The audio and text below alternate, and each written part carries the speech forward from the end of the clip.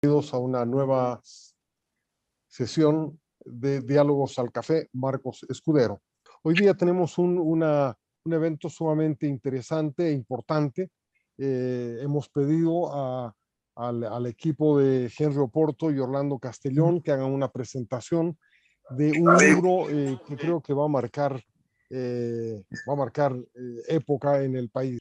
Este equipo en el que participa lo dirigió Henry, participó fundamentalmente Orlando Castellón, José Carlos Rocha, que está acá, José Luis Carvajal, José Antonio Nogales y el apoyo de Carlos Otalora. Trabajaron en una elaboración de un diagnóstico del sistema tributario boliviano y sobre todo buscaron también eh, elaborar algunas propuestas que sean viables y que ayudaran a dinamizar la reactivación económica en el país. Sus propuestas son fundamentalmente centradas en la modernización y simplificación del sistema tributario, en el entendido de que eso es algo posible de hacer en el marco del actual código tributario sin mayores ni grandes modificaciones que requerirían posiblemente más tiempo y mayor consenso político, pero son cosas, ideas y planteamientos que se pueden llevar a la práctica relativamente rápido. Voy a invitar ahora entonces al abogado tributarista Jaime Rodrigo a que haga su presentación. Jaime Rodrigo Rodrigo Machicao es abogado titulado por la Universidad Mayor de San Andrés de La Paz, con especialidad en Derecho Tributario en la Universidad Andina Simón Bolívar. En este momento además está preparando una tesis doctoral para la Universidad de La Sabana de Colombia en un convenio con la Universidad de Salamanca. Ha trabajado en varias instituciones y tiene un par de libros.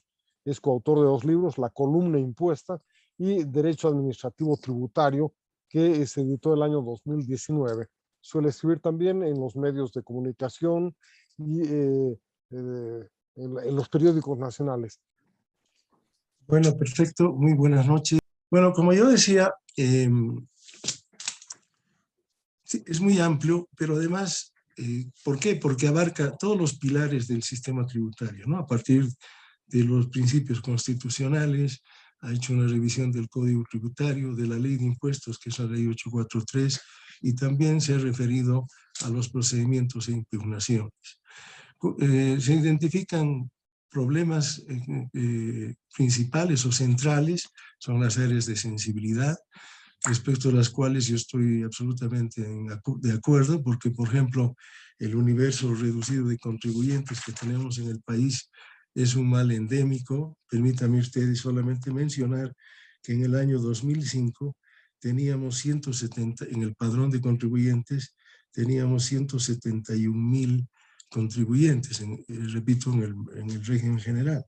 Y resulta que al año 2019, que son las mismas cifras que se manejan en el libro, apenas hemos crecido a 326,000 contribuyentes. Eso quiere decir que no hemos ni siquiera doblado la cantidad de contribuyentes en un horizonte de 15 años. Eso demuestra que existe un absoluto descuido de la política tributaria en ampliar la base tributaria. Ahí hay 2 razones, ¿no? Una es porque ese descuido responde a una falta de incentivos, o porque el sistema tributario cada vez se convierte más bien en un sistema que, en lugar de atraer, expulsa a la gente. Y eso es algo que hay que considerarlo como un tema, como un mal endémico en el país. La falta de igualdad también es un tema fundamental.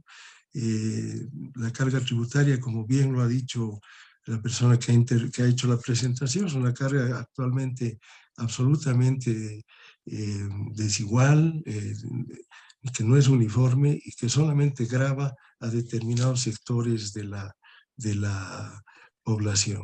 Esto no corresponde.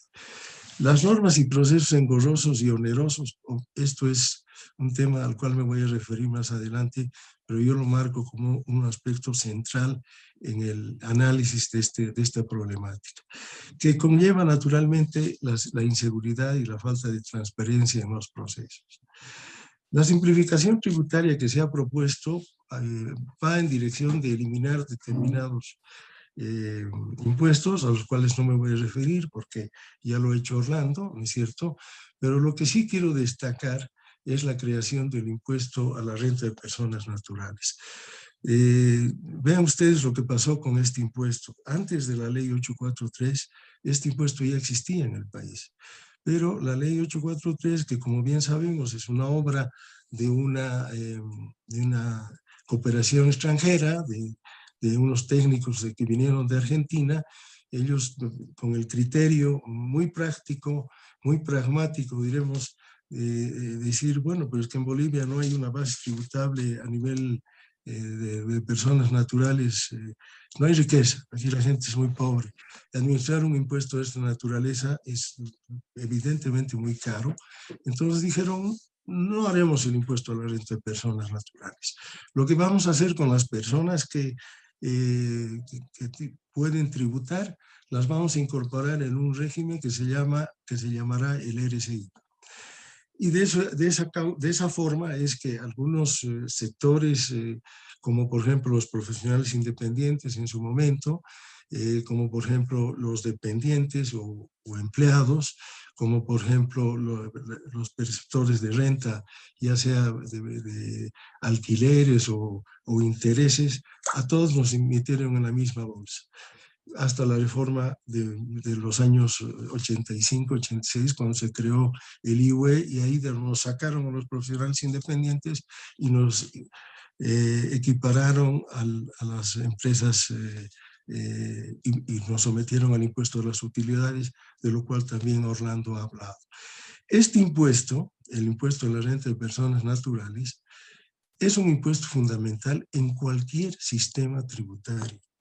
A mí me llama la atención, yo me acuerdo cuando compartía aula con estudiantes de otros países, en Colombia, no podían creer que en Bolivia no haya el impuesto a la renta de personas.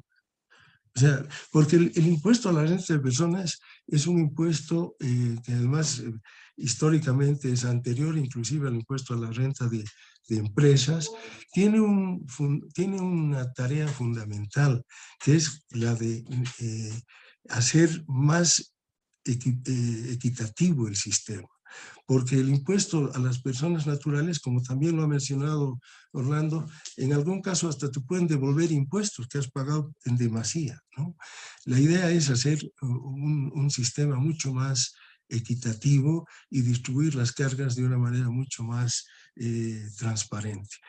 Hay que reconocer que su implementación va a ser muy difícil, va a requerir un trabajo fundamental, no solo desde las esferas del gobierno, sino también desde la sociedad civil. Pero creo yo que para esto debemos despojarnos de prejuicios y debemos darnos cuenta que un instrumento tributario de esta naturaleza nos va a permitir un sistema mucho más equitativo, un sistema mucho más transparente, y lo más importante es que va a ampliar la base tributaria. Cuando en el libro se habla de la sostenibilidad fiscal y se menciona que este impuesto va a ampliar la base tributaria, a mí me parece que su predicción es muy limitada, y más bien yo pienso que va a ir mucho más allá, porque solamente se menciona la base de datos del sistema de pensiones.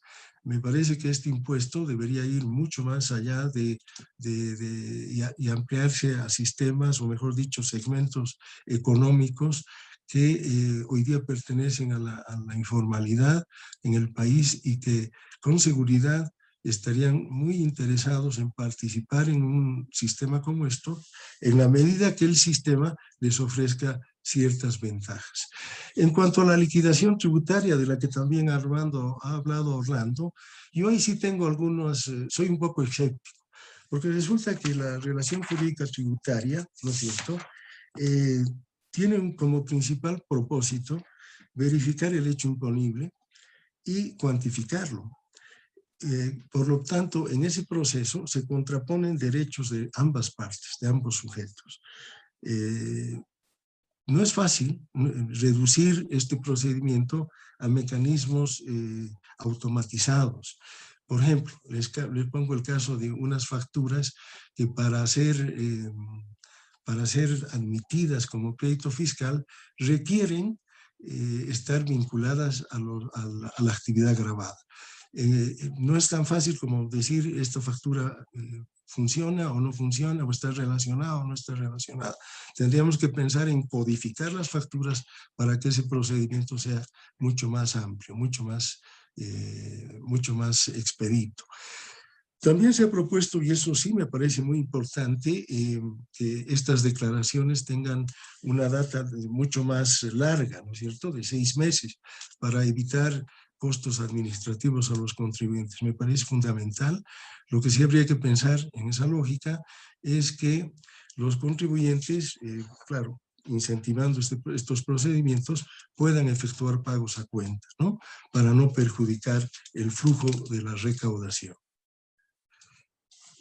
Como les decía, el tema de la creación de impuesto a la renta de personas me parece una de las propuestas más audaces de este libro y que requiere verdaderamente ser lo suficientemente explicada, lo suficientemente... porque tenemos lamentablemente el RCIVA, del que habló también Orlando, nos ha bloqueado la mente a los contribuyentes en Bolivia, que nos ha llevado a este punto. El IVA, en un sistema donde no hay RCIVA, el IVA solamente puede ser utilizado como crédito fiscal por los intermediarios de la cadena de producción y comercialización. Jamás puede ser utilizado como crédito fiscal por el consumidor final. Y sin embargo, en Bolivia, con el RCIVA, hemos llegado discúlpenme, a una cosa absolutamente fuera de lugar, en la que el consumidor final tiene derecho a utilizar un crédito fiscal. Esto ha desnaturalizado la relación en términos del crédito fiscal, porque bien sabemos que es ha sido la causa, y un mal que hasta la fecha no se ha corregido, del mercado negro de facturas. Naturalmente, bajo la lógica de una renta de personas, a la gente ya no le interesará tener facturas para obtener crédito fiscal. Le va a interesar tener facturas para justificar sus gastos. Y en función de sus gastos va a pagar los impuestos, porque son sus cargas personales o familiares. En cuanto al tema de la prescripción, también parece fundamental la restitución al plazo de 4 años y la eliminación de la imprescriptibilidad de la deuda tributaria ejecutoriada. Yo aquí tengo 2 comentarios.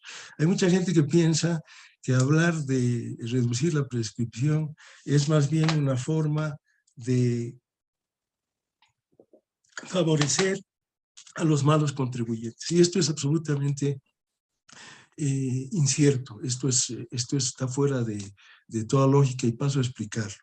En la medida que los tiempos pasan, la administración tributaria tiene mucho menos posibilidades, no solo de hacer fiscalizaciones eficientes y efectivas, sino que la posibilidad de cobrar la deuda tributaria se hace también más difícil, especialmente bajo los criterios y cánones que hoy día tenemos en Bolivia para el cálculo de su actualización, sobre la cual también el libro hace una propuesta de reducción o de racionalización, que me parece muy importante, y vamos a hablar un poco más adelante de ello. La eliminación de la imprescriptibilidad de la deuda tributaria ejecutoriada es también un aspecto muy importante, porque basta ver el comportamiento de la mora tributaria en los últimos tiempos, ¿no? A pesar de diversos de diversos procesos de regularización que se han instrumentado y vean ustedes cada vez más benignos, la mora tributaria ha permanecido prácticamente estancada. ¿Por qué? Porque en la medida que bajaban, es como que en un bus bajan 5 en una parada, ¿no es cierto? Pero la siguiente parada, no solamente vuelven a entrar los 5, sino quién sabe 7, ¿no? Entonces la deuda se mantiene estancada. ¿Y por qué se mantiene estancada? Porque, y hoy día con el tema de la pandemia y de la crisis económica que atraviesan muchísimas empresas en el país, que les impide el pago de sus obligaciones, por lo menos en tiempo, a eso le sumamos los costos, mejor dicho, el encarecimiento, la onerosidad que representa el aplazamiento o diferimiento de los pagos, eso se hace cada vez más difícil, se convierte como una bola de nieve.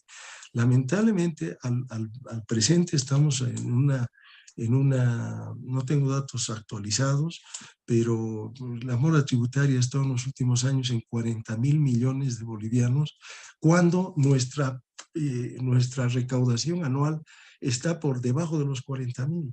Entonces quiere decir, ¿qué clase de eficiencia en un sistema tributario podemos hablar si la mora tributaria es mayor a la recaudación anual?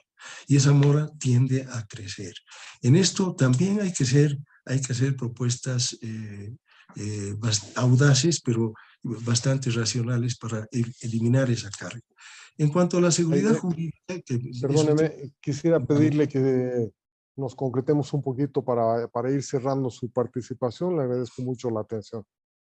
Perfecto, Roberto, voy a hacerte caso. En cuanto a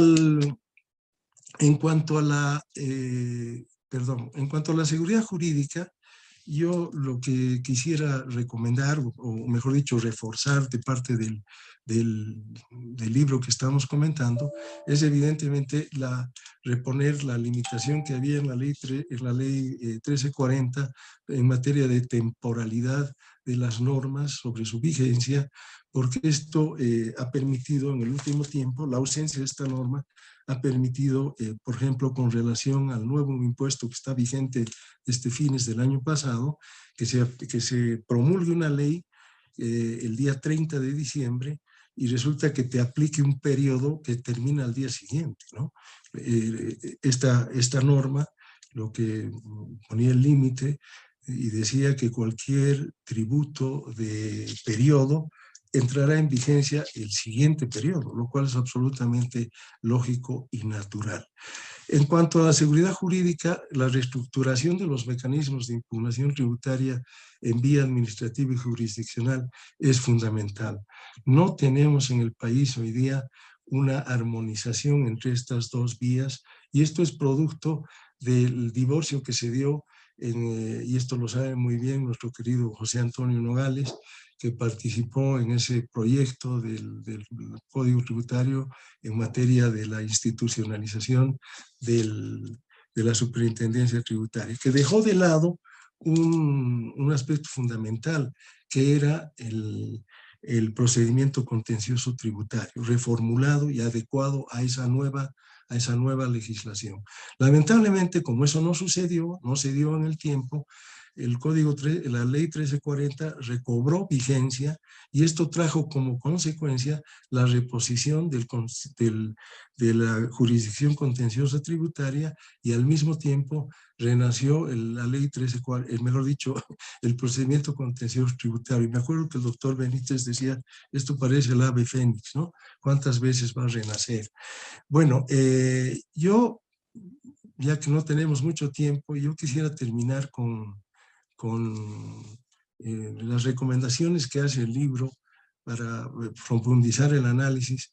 Evidentemente el tema del gasto público es fundamental porque no tiene ningún sentido seguir creando impuestos y buscando mayor recaudación o mayor rendimiento en la recaudación si a la par el gasto público se dispara. En cuanto a los convenios de estabilidad fiscal, me parece fundamental poder instrumentarlos porque es la única forma, especialmente en un sistema normativo que en los últimos años no se ha caracterizado precisamente por la estabilidad normativa. Los cambios han sido muy frecuentes. Esto ahuyenta la inversión privada, especialmente la inversión extranjera. Los convenios de estabilidad fiscal se convierten así en una necesidad. Y la creación de la jurisdicción especializada, que solamente se la menciona en el libro como una necesidad, creo que es fundamental hacerlo, y para eso quiero comentarles que ya en el año 2008 se trabajó un proyecto sobre la creación del Tribunal Fiscal del Estado, que es absolutamente necesario. Finalmente, yo recomendaría, y con esto termino, que debemos evitar continuar con parches e improvisaciones en el Código Tributario y en la Ley 843. Tenemos que hacer una reforma estructural de ambos instrumentos. Y toda reforma para su implementación requiere naturalmente de generar consensos en la sociedad civil. Hay dos formas de legislar: o se legisla escuchando al pueblo de verdad, o se legisla de espaldas a este. En una materia tan importante y de tanta sensibilidad como la tributaria, parece lo más sano escuchar a la sociedad civil. No es fácil hacer un código tributario. Me acuerdo que la ley 2492 representó más de 14 proyectos, más de 14 formatos y más de 5 años en su análisis. Debemos ir al saneamiento de la mora tributaria, pero verdaderamente y seria, ¿no? O sea, deberíamos hacer